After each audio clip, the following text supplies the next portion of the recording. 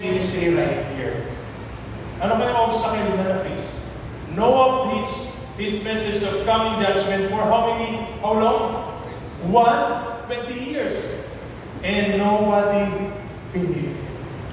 None of the people cared that he was giving them a warning. You know, in the men's ministries, as we see in this first chapter, first module, as we see the needs of having this ministry in our church, or activating this ministry in our church, you will realize na, magkikreate lang kayo ng parang alam dyan. You're doing something like, separating from other church members.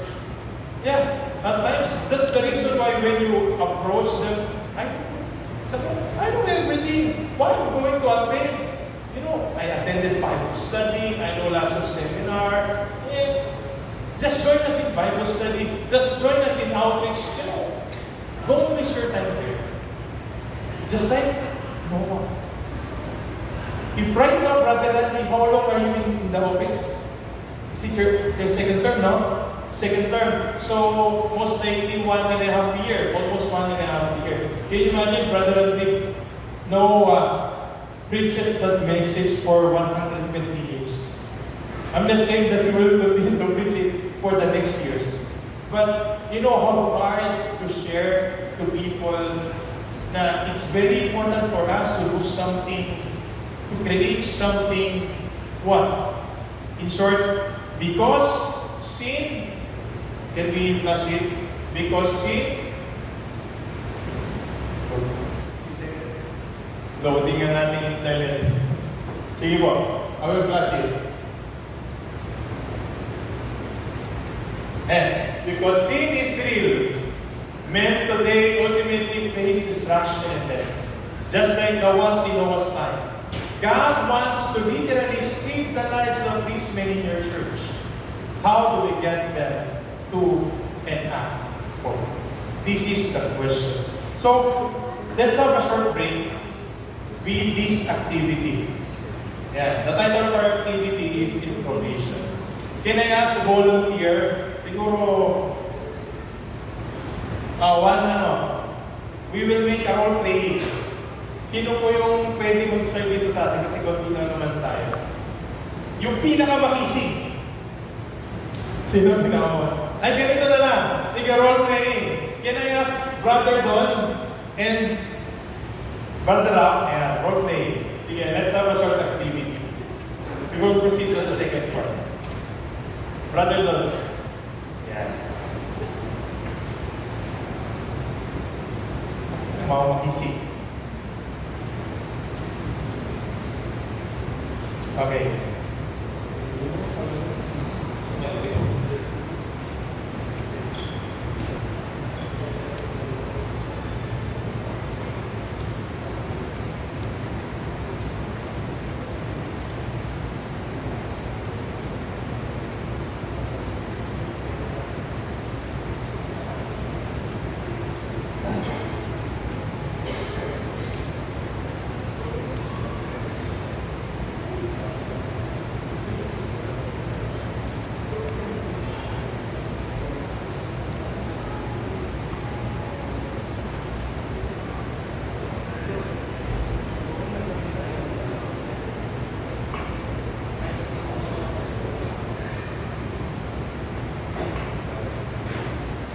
Okay po introduction with our activity.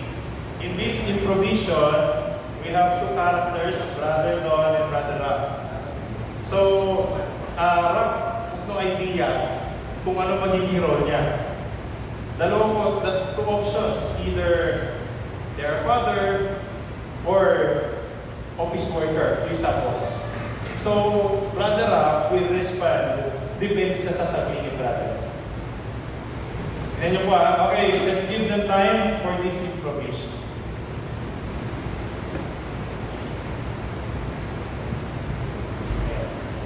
Yun. Pati pa. Yan, okay. Sige, we have the Sure.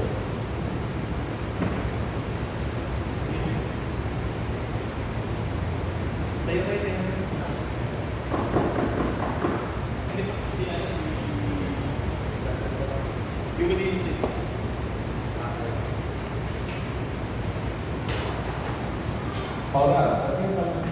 Kaya ba tayo ng English? Kaya ba tayo? Sorry, kasi everyone here understands English, Tagalog.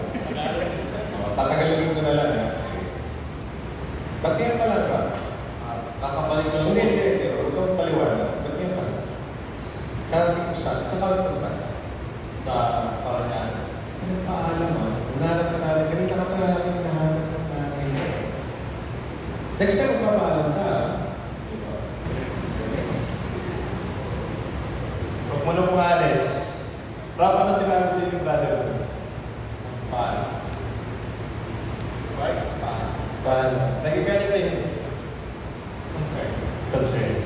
Ayan, okay. Sige, brother Lon, gagalit ka hindi kaya?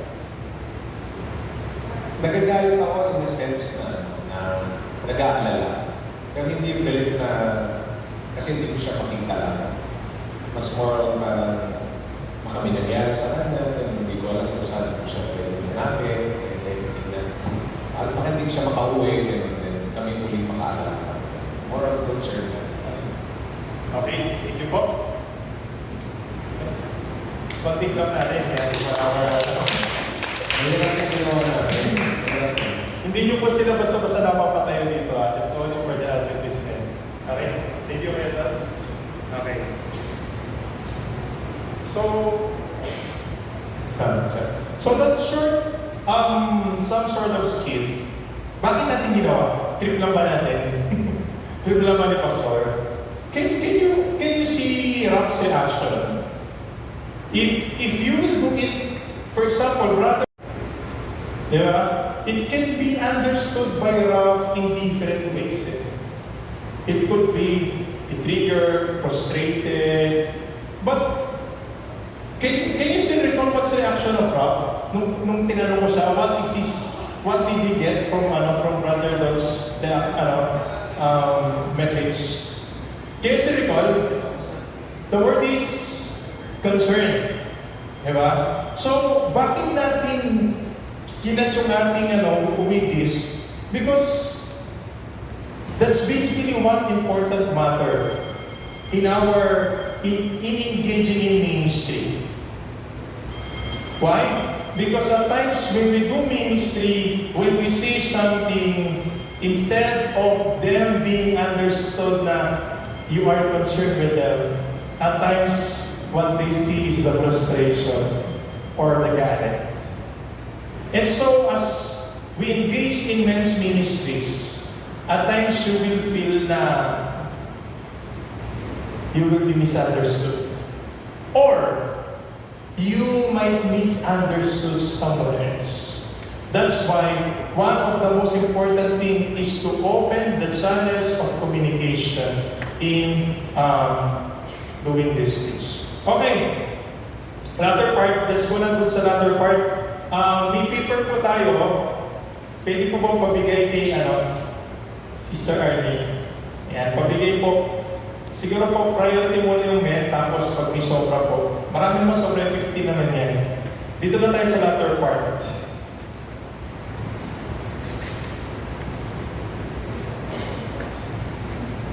Yeah. That will be the first handout. Latter part na po tayo, that's po yung handout. We're going to discuss, we'll continue with the biblical principles of manhood.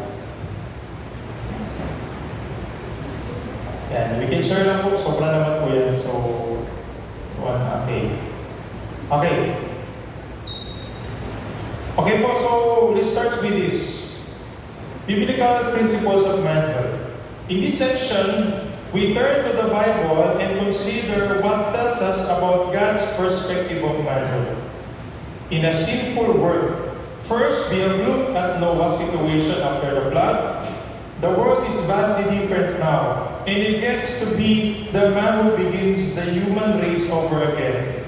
He is the human reset button. Kaya mag-start tayo kay Noah. Kasi at the end of the day, how ideal it is to study more about Adam The problem is, alam natin yung naging result. But one thing that will give us more hope is that amidst the sin problem, there seems to have a reset button. Okay, I have a story about reset button. Yesterday, punta ako dito sa church. Be excited kami. Nung Thursday pala, nagpalinis po ako doon ng aircon. Palinis ako ng aircon kasi mainit na eh. We started parang for 1 hour, inano ko aircon, it's okay. So while I'm traveling here, we arrived in our house Friday, I think 2 or 3 p.m. So I opened the air condition. And I left around 6 or 6:30. When I arrived here, di ko alam, message si Mrs. Sabi ni Mrs. Normal ba ito with the aircon? Binidyo niya. Alam niyo naman tayo pag busy. Hindi natin na-focusan. So sa madaling tinignan, sabi ko, okay lang yan. Akala ko, nag-automatic lang. Kasi I set the tawag dito, doon sa option ng, tawag dito, parang saving mode something. So I thought it's just only automatic. Then, as we started the service, I received another message, the video, na nag-stop. Yung pala, nakalagay doon, ERR. Ano ibig sabihin nun? Error. Then there's another code, 06. 06. At hindi ko marami na sabi ko, sige, off muna natin. Tapos nagta-travel na ako doon. Sabi ko, ano yung 06? 06. Then when I checked, 06 is, there's a problem between the, tawag dito, yung pag-check ng temperature inside and outside. It might be on the board or it might be on the device. Ang isip ko, I'm searching how to reset. Check ako ng check. The problem is, our brand of aircon is Midea. Because it's you can program it right now and you open the aircon. That's the reason. Wala akong makita. I don't know how to check. And other videos stated that there's a reset button in the plug. When I check the plug, wala namang reset button dito. That's why what I did is, I turn it off. Sabi ko, okay, then I turn it on. You know what I realized? I checked all of the options. I checked, because previously I've done that. And I still need to prepare for these sessions and for my message in Tagalog. Sabi ko, what I did is, I just pause for a while, and I open it, and I pray, Lord, sorry, please extend your grace to me. Help me to reset. You know what happened after 10 seconds that off yung aircon? Nawala yung then when I open, nag-open until kanina. Why did I start it? There are times that we want to research something and we would like to do it on our own. But the story of Noah will help us to know 4 important things about biblical manhood. Number 1, in your handout, we can see the first one in handout number 1 in the first part po. We can see the first word. What's the first word? Worship. After the flood, God made several points to Noah. First, He accepted worship from Noah and his family in the form of a sacrifice on an, ano nakalagay dyan? Kita po ba? Wala pa rin. Sacrifice on an altar. Pwede po natin present. Okay. Sige po. Sacrifice on the altar. Noah was aware that he was a created being and that God is there. So, we will start when we go back to what? To the understanding that God has created us. So that's the premise. So, whatever it is, as we would like to worship God, we should have what? We should accept the main trust that we are God's creature. And as we are God's creature, He is the one who has created us. Okay. Sige po ha. Next.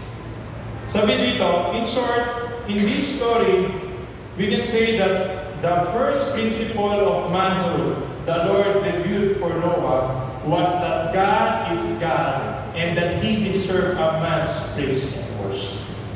So, that's the basic thing. As we accept this thought, this principle, it will help us on how are we going to worship God. Second W is this. Ano ang second W? Word. Then God promised Noah that the seasons and harvest would continue constantly from them on, so that men had something they could count on. So, bakit po it's very crucial? Can you imagine, you will say advertisement and you're not doing anything? That's why we will help you later in the coming modules, especially in the second part of this topic. Malalaman natin that we have a part, we will know how to organize, and we have a special part in this ministry. So Noah had to continue on in the course of Adam and work. Kailan siya mag-work? Every single day of the week except Sabbath, to get food and make a life. He and his family had been saved from the flood's destruction, and now they had to go back to work. Imagine, if these things, for example, worship, if you miss worship, what will happen to your life? There's no driving force, there's no sense of direction, and you will be what? You will even ruin your relationship with other people because you will think that this is just a survival of the fittest, that they need to survive, they need to do something. How about work? If you remove work, actually, the purpose of men most of the time is on what they do. Can you all agree on that? At kapag wala kang ginagawa, walang purpose. That's why those men were not busy. You might be working on some other things, but if you fail to work, your life will be miserable. Next, as you work, God help us. The third principle of manhood talks about what? Justice. One could argue that Noah received the first post-flood commandment when God said to him, "Whoever sheds man's blood, by man's his blood will be shed. For in the image of God he made man." In Genesis, short, in all things do what is right. That's why, what will happen if you will not exercise justice? There's problem with your integrity. Okay, alalahanin natin, what happened when you don't worship? There's no sense of purpose. Work in life. Purpose, sabihin natin, function. Second, how about work? Work will help you Diba? Defines, most of the time, defines who we are and the drive force. And also justice. Ang mangyayari doon, there will be problem with your integrity. And lastly, you know, what's the last thing? What's the last thing in our handouts? Be what? Be fruitful and multiply. Noah and his sons received a command to have children and spread human beings throughout the earth. Populate the earth abundantly and multiply in it. God said men have typically not had a problem fulfilling this mandate. So last is this. After Noah, we will only have two next study. The second is the good, the bad, and the ugly. Can you guess who's this character? The good, the bad, and the ugly.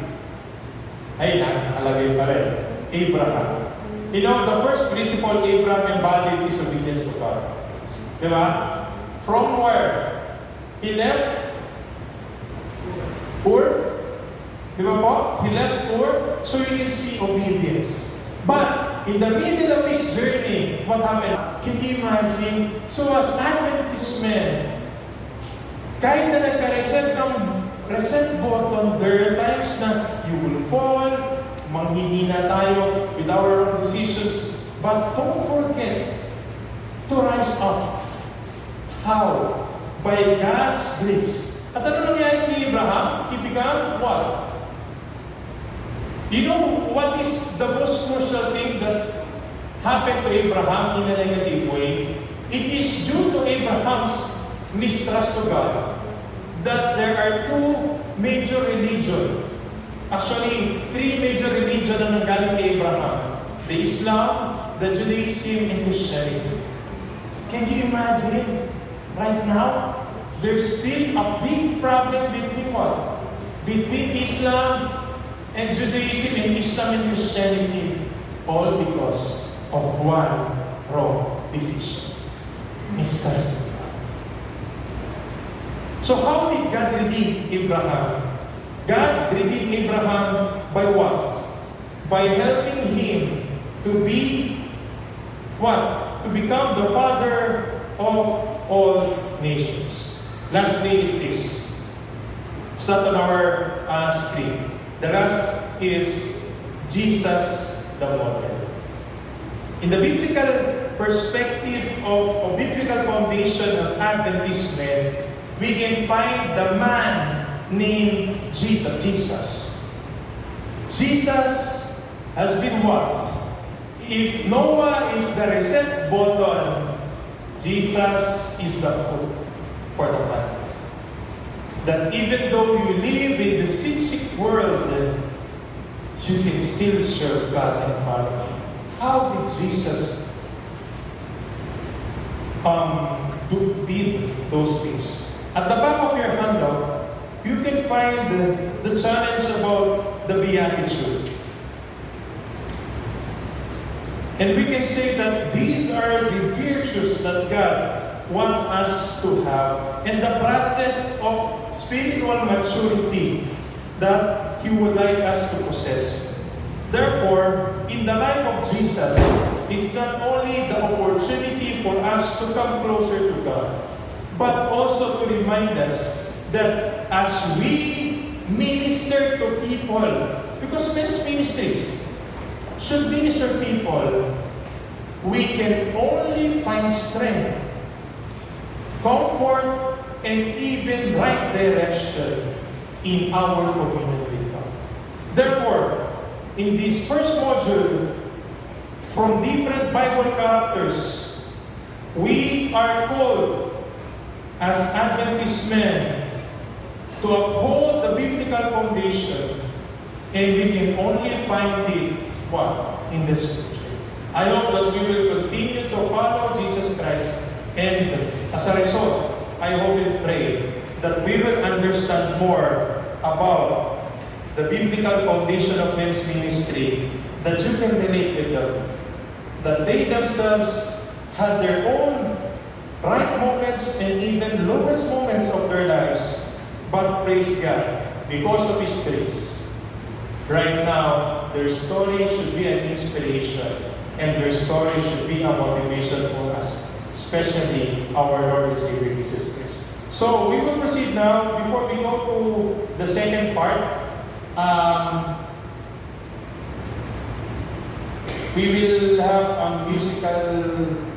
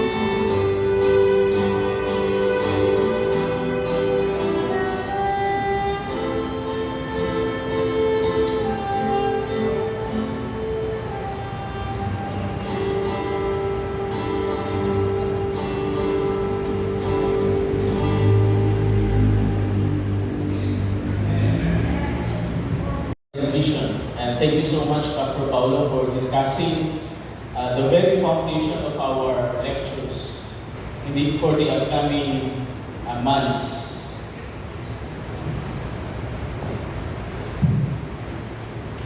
So, are you still awake, brothers and sisters? God is good? All the time? God is good. So, buhay pa po tayo. And again, we will begin another module. So, package po yung gagawin natin for this afternoon. Usually, we can take it one module for one day, but this time we will be taking 2 modules in a day.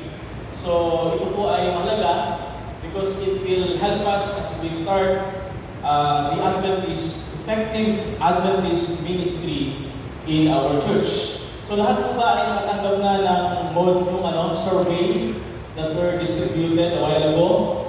As we start the effective plans, 5-year plan for the Adventist ministry. And for those who are not men, I mean, yung mga women na narito po sa amin, you may also get the survey. And imagine that you're answering in behalf of your man, of your husband, or your partner. Okay? So, our theme for this second module is the continuation of this men's ministry, establishing men's ministries in the local church. But before we begin with the process, kaya nga po, establishing an Adventist ministry in the church is a process like any other ministry groups. It cannot be done overnight or any months. It needs a process. Bakit po kailangan ng process? Because as what we all know, just like women, we have specific needs that are different from the women of the church. Now, let me briefly share with you these 11 unspoken needs of men. Kadalasan ang mga babae, sabi ko sa survey, they are used to sharing what they need. But men, they rarely share or they rarely talk about their needs. Number 1, 11, men need action. Number 2, men need safety. Number 3, men need to be challenged. Number 4, men need to get to the point. Gusto po ng lalaki, to the point agad yung magsasalita. Hindi yung maraming mga sinasabi pa. Men need to win. Men need to dream. Men need other men like them. Men need help working around daily schedules. Men need healing. Men need freedom. And men need to identify. This is the reason why our church, starting from the North American Division, have its program that caters the needs of men in the church. Now, in this session, we will be laying out. Let me share you the screen. We will be laying out the basic approach to getting men's ministry going. We will consider some operating principles, working principles, dismiss a few myths, and put together a process for starting and running a substantive ministry to men. Now, my part this afternoon is to give you a broad view of this process. Ano ba yung mga kinakailangan natin gawin as we start the Adventist men in our local church? So, right after finishing this course, sa kompleto po natin, we will be certified. And I think Pastor will be distributing certificates sa ating Adventist Men series. You can be certified at kung pwede po natin establish itong Adventist Men saan man tayo mapunta, sa local churches man tayo naka-assign. So, we need a series of steps para establish namin this functioning Adventist ministry in our local church. Number one, the first, the Adventist men, meron po silang iba't ibang mga layunin basing on their context. The vision of the people in the rural places most often are not the same with the vision of the people in the urban places. So we need to have our own vision and purpose that fits our context. Then right after knowing the vision and the purpose, you must gather your co-leaders and plan and later start the ministry activities. So before anything else, according to the module, you have to do some thinking, praying, and brainstorming by yourself. Again, thinking, praying, and brainstorming. Now, for some, to get the thinking done, some people write notes, some think through the matter step by step in their mind, and others prefer to talk things over with someone they trust. Para mas maging solid at mas maging malinaw yung vision at gusto po natin may paabot in establishing men's ministries. Kahit po sa ibang ministries, sa vision natin for our church, we need to do some deep thinking. We need to communicate the vision that we have. Do this in whatever style or fashion you can relate to. You need to take enough time to pray and connect with God. Kapag alam po natin yung ating vision, we know our purpose, it will be more easier for us to take the other steps. Because if we are establishing this Adventist men and we do not have the right purpose, then what's the reason of having it at all? According po kay Ray Crosswell, I think it is a famous book in his book, the leader, lead like it matters. According to his book, one time sa kanilang church, when they established their churches, dumami po yung kanilang churches across America. But one thing, na nagtaka siya bakit yung mga churches in America, yung mga na-establish nila, habang tumatagal, humihina ng humihina. And they found out through their surveys that the reason why their church membership is declining, kasi marami sila masyadong ministry sa church nila. There's a lot of ministries and there is no focus to the ministries that are vital, that are important. And when we see that Adventist men, especially when we have studied these modules that will be presented to us, talagang it will be a very important ministry in our churches, catering the needs of men. Kung mayroong women's ministries, there would be men's ministries. And as we establish men's ministries in our church, we need to have a clear purpose. Para kapag may purpose po tayo malinaw, we can put our time, maaari tayo mag-focus sa ministry na ito, and we will see great results in establishing these ministries. Just like here in Mountain Church. I think during the past months or a year that nakastay po ako dito, nakita ko talaga kung paano naging effective itong men's ministry. You may be the kind of person when you are establishing this vision, just like when you have a vision for something and you are a leader, you need to take some time.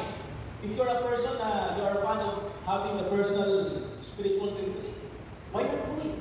Go out and find some place, a quiet place, where you can have the right mind, to be right with God, in tune with God, to be renewed, to surrender all your concerns to Him. Kasi kapag hindi ko napag-isipan natin yung purpose natin, why we are establishing this ministry, we will be having a ministry that flies well or crashes soon after take-off. Ano ba ibig sabihin nun? Sa atin sa Pilipino, we say, Venus Kubon. So, umpisa lang mabilis. But when it flies well, it crashes soon after the take-off. Kaya nga po, we need to start on the very first level. So, this morning, I want to invite you in a group talk. Group yourselves. Siguro ba sa row bench, dito pong grupo 1, 2, 3, and 4. Now, I would like to ask you to na-search po natin as we connect with God on the personal level. What is our personal mission statement? Simulan po natin sa sarili natin. What is our personal mission statement? So, nandito po sa inyo yung survey, you may fold it into the first part, doon po sa likuran, doon sa black part, make a personal mission statement. Ano po ito? Paano po natin i-reflect itong personal mission statement? Okay? Who you really are as a person. What makes you unique? Reflecting and brainstorming on these following questions. Who you really are as a person, what you are good at, what is your calling, what are your strengths and weaknesses, who you are not, what you don't like to do. Kilala na po ba natin yung ating mga sarili? And it will be helpful to have a complete expression of what you understand to be your calling by this kind of statement.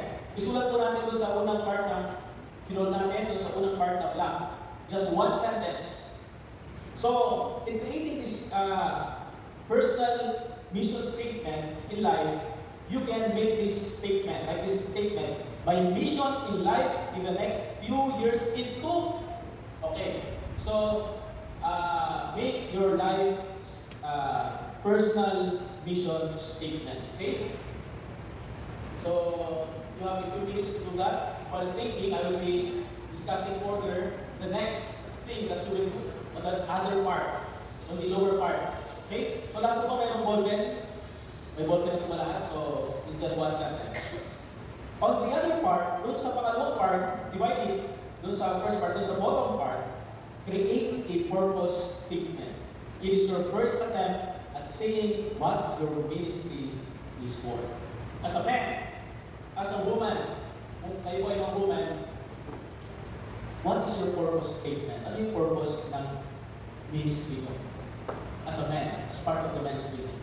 So, think of it like as a fill in the blank exercise. The number 2, okay, number 1, my mission in life in the next few years is to blank. And then on the other half, the purpose of men's ministry is blank. Okay? So, you may fill in the blanks. So to answer, meron pala ditong provided. To answer the purpose of the statement on the second part, you need to brainstorm or to think about these questions. What is the point of this ministry? What is it going to do? What am I trying to accomplish overall in this ministry? Okay? So I will give you a few minutes to think about it while I will be discussing further para ano po natin yung plan. So while I am discussing, kapag may nag-pop up in your mind, you may immediately write it in the paper. Okay? So may mga tayo yung ask for it. So in defining our purpose, in defining what God wants us to be, of course, pinakailangan din natin ito sa ating Panginoon. We need to ask the presence of the Holy Spirit to listen to Him para mas maging better at ma-develop ang isang effective ministry, the men's ministry, at ganoon din yung ating contribution in the men's ministry. You know, just like Steve Sutherland, I don't know if you have heard of him, but he is a well-known pastor in the North American division who has spent much of his career focused on men's ministry. Actually, he wrote a lot of books about men's ministry. And according to him, sabi niya, the men's ministry was focused mainly on programs, activities, or hundreds of other good things. But it will not succeed unless the primary purpose of all those things was connecting men in meaningful, non-threatening, supportive friendship. So sa ating pag-establish ng men's ministry, all these activities ay hindi masyadong magkakaroon ng impact to our men kapag walang connection, meaningful connection with each other. Kaya po napakalaga, hindi lang basta sermon, hindi lang basta activity, but napakalaga ma-develop yung relationship within the ministry, the men's ministry. So this is important because many men, including the ones who attend the church, do not have close friends they can turn to when they are in trouble or when they need someone they can trust. All of ministry has the general purpose of inviting people into a kingdom. So, mahalaga po yung magkaroon ng connection. If you Sometimes, ang nakikita lang natin, yung mga babae lang ang nangangailangan ng connection with each other. But actually, men also need to be connected with other men. At kapag po nagawa natin in the ministry na mayroong friendship inside this men's ministry, this is what we call the discipleship. Just like what Jesus did. He trained His disciples, these 12 men, step by step. So, sila po ay nag-undergone sa 3-year program itong 12-man team of Jesus Christ. So kapag meron po tayo advertisement na working sa lahat po ng programs po nila, mayroong friendship, mayroong trust, mayroong connection, mas ma-develop yung spiritual insights through this trusted friendship. Kaya nga po napakahalaga din, if there are members of our church, women na mayroong asawang hindi Adventist, may mga asawang malamig sa pananampalataya, these Adventist men can be an open hand for them. Pwede po namin ma-refer sila sa Adventist men where they will feel connected. They will feel the camaraderie and friendship. At through this friendship, mas ma-develop yung spirituality of the person. And of course, dito rin magkakaroon ng influence ang bawat isa when it comes to character growth. So if you are a person na matagal na sa pananampalataya and you're spiritually mature, this is your best time where you can influence other people through your character. And if you are weak in your character and you think you're still dwarf or you're still starting to grow, starting to mature in your relationship with God, you can be influenced by other men in men's ministry. Okay. So what do you think? Are some other spiritual benefits benefits na maaari natin makuha that come from men's ministry? Ano po ba sa inyo? Given doon po sa atin na-discuss from Pastor Paulo up to our time, what do you think are the other spiritual benefits we can have from this men's ministry? Ano po ba sa inyo gusto mag-share? Ano ba sa palagay po namin yung iba pang benefits of men's ministry? Do you have any idea? No? Okay. So, ano ba yung mga men's ministry? Ano ba yung mga benefit na maaari natin makuha in men's ministry? Now, here are the spiritual purposes according to our culture. This includes prayer, discipleship training, evangelism, and leadership development. So of course, there will be more time for you to pray with each other as men. Kasi madalas, ang mga lalaki, mas naiintindihan din nila ang bawat isa, just like women. So there will be time for prayer. This discipleship training. They will work for others in more constructive ways. When they work together as partners, they will have a collective sense of what being a disciple means. And positive peer pressure will prompt them to not only measure up with expectations of the disciples' role, but exceed them. And thirdly, it is an opportunity for evangelism. It is another way na hindi lang po natin through our group, through Adventist Men's Ministry, we can reach out to the communities, but most importantly, we can reach up each other within these Adventist men. Kaya po napakahalaga na just like what we've been sa ating churches, yung mga men were created to be good leaders, to be great leaders of our churches. Kaya pag meron po tayong good program, Adventist men in our church, it will enhance the leadership of the church in the entirety. Okay? So evangelism and leader development. So the parallels of this men's ministry ay pwede po natin ma-apply sa buhay po natin as Christians. No man is as good as Christian by himself as he can be with the help of Christian friends who care what happens to him and give him unconditional support. So just like what I mentioned before, one of the needs of men is safety and also security, because men doesn't always share their problems, especially when they share their problems with sometimes sa asawa po nila.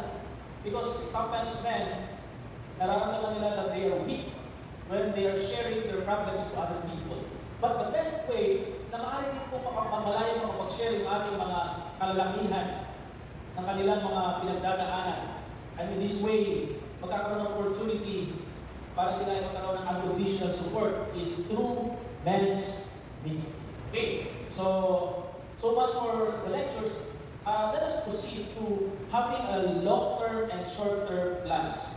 Based on in our module, yung kanila pong advice or suggestion is for us to develop this, what we call long-term plan for men's ministries. The first thing you can do in establishing men's ministry is, of course, to know the context of men within your church. You need to conduct a special survey. Yun po yung survey na distribute namin kanina. By filling out these surveys ng mga men in our churches, the men's department will be able to distinguish ano ba talaga yung specific needs of men. So mas maganda mag-focus. Sa area ba ng mga programs that will cater the needs of the majority of men in our church? So napakahalaga po na magkaroon tayo ng survey. And by the survey, you will be basing your 5-year program. Okay? Ano po itong 5-year program? Let me show you the screen.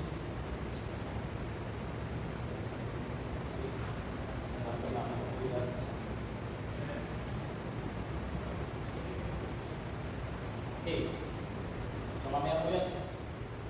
Mamaya po yung sample program that we're given in the module. So, when you have recruited co-leaders, early supporters, and collected the data or the survey, you have to adjust your plans accordingly.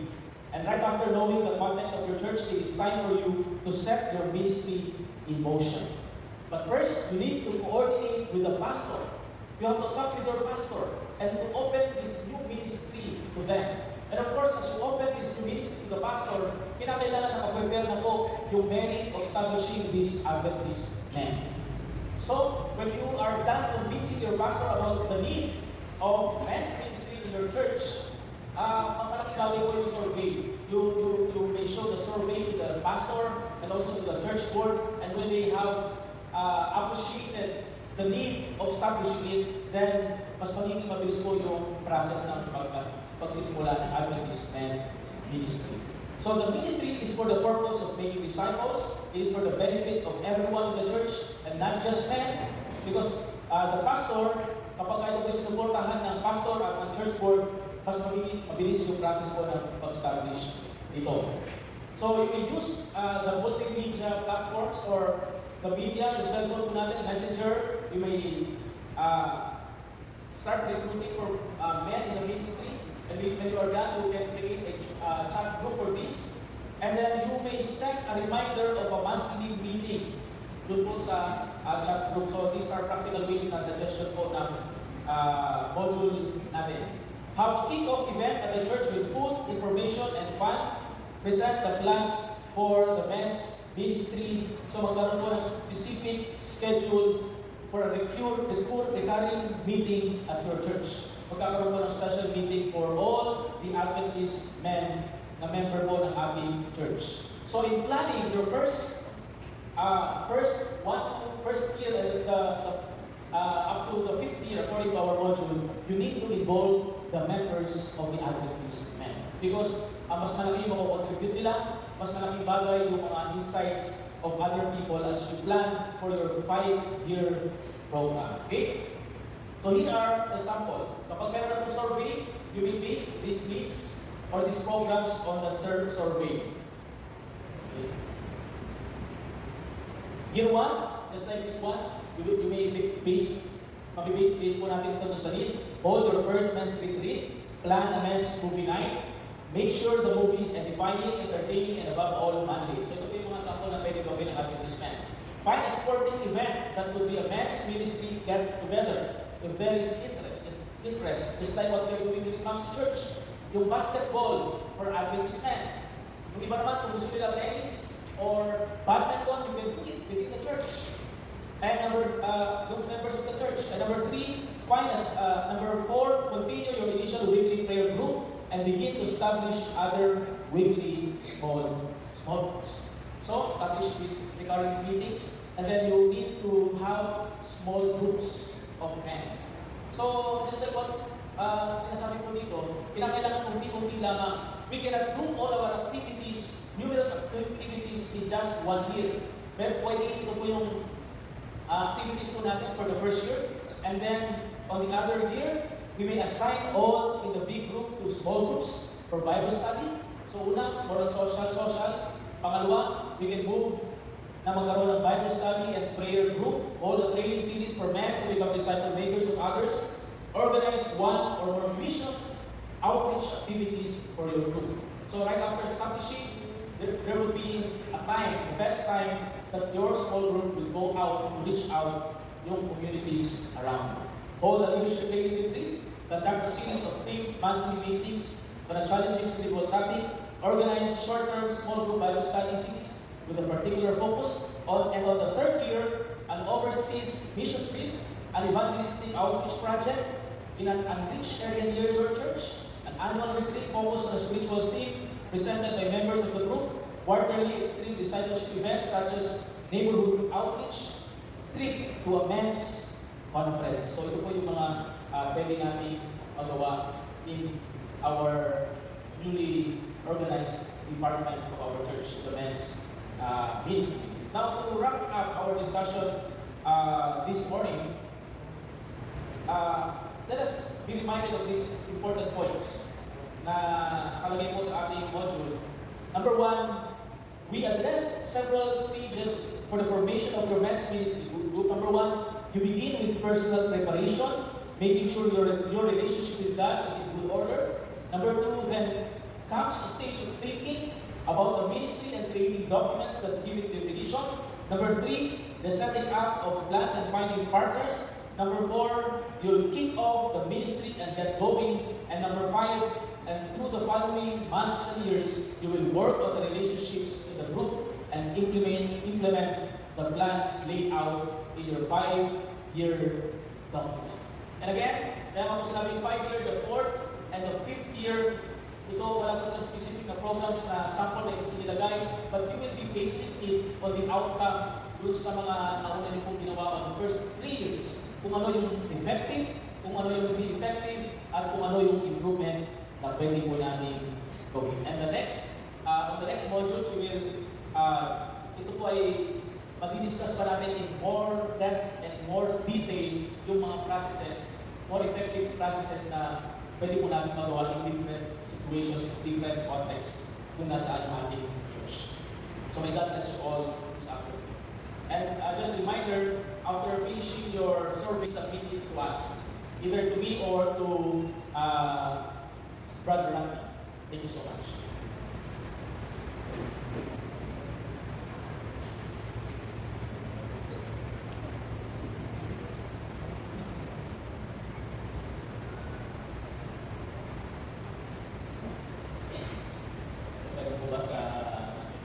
So yung maganda po sa ating ginagawang seminar na ito, this is not only for specifically helpful for us here in the Adventist Men's Ministry, but all who are attending this seminar, pwede po natin i-apply yung mga matutunan natin dito in our own churches, maybe in the provinces or your official membership in establishing this men's ministry. Kasi very rare na makakakita po tayo ng men's ministry, especially here in the Philippines, na pwede po tayo mag-pioneer, pwede po tayo mag-start using these materials, using this information. And basing it dito po sa ating experience in Mamsi Church, it is really effective as we cater to the needs of men. Okay, so any questions from the floor? Or any additional? Meron po ba? Pastor Paulo is ready to answer your questions. Okay? Also, let me also add na this seminar na tatapusin po natin in the next few months is will not only deal with the processes on how to have this Adventist Men program. It will also help our men in the church to become good husbands, to become good members not only of the church but also of the community or in their workplace. So ngayon po, we are just starting with the processes, and also we are giving you the background regarding these men's ministries. But on the next few modules, we will be learning more about what is the part of man in the ministry, especially in the ministry of Seventh-day Adventists. Okay, do you have any more questions, or we will be proceeding with the next part of the program?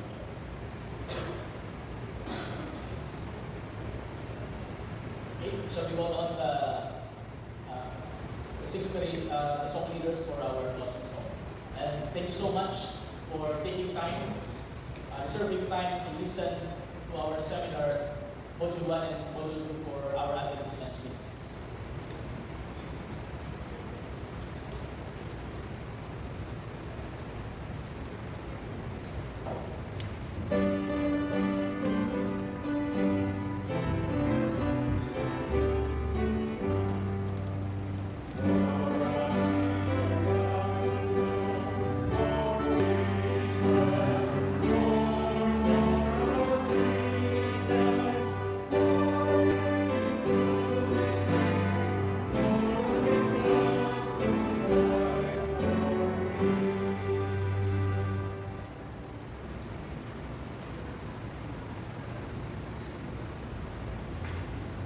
Let's pray. Father in heaven, thank you for allowing us to start a new chapter, Lord, with this training program. I pray, Lord, that from these first 2 modules, you will continue, Lord, to bring an inspiration, motivation to each one of us to continue to join the next modules to come, Lord, especially on how we're going to successfully establish an active Adventist men's ministries in our local church. I pray, Lord, that we're not only the one from Mountain Church will be blessed, but please continue, Lord, to encourage other churches to be themselves also to be blessed, Lord, in the modules that we're going to discuss. Please continue, Lord, to remind us, Lord, of the sickness and how we're going to enjoy the remaining hours of this day. Keep us away from the next danger. Just we pray. Amen. Share ko lang po yung schedule po for the next. This will be the next sessions po. Mark your calendars. April 27, 2024. We will start by 1:30, and Module 3 will be what men are like and what they need. And Module 4, a man's connection to God, growing and safeguarding his soul. Sorry. Yan po yan, 1:30 p.m.